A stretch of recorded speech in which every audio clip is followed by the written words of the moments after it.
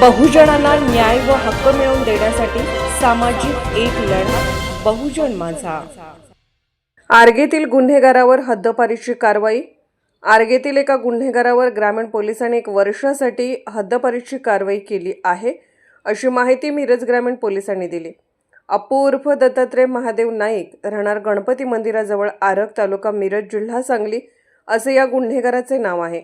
आगामी स्थानिक स्वराज्य संस्था निवडणुका शांततेत व सुरळीत पार पडाव्यात यासाठी सांगली पोलीस दलाने कडक पावले उचलण्यास सुरुवात केली आहे।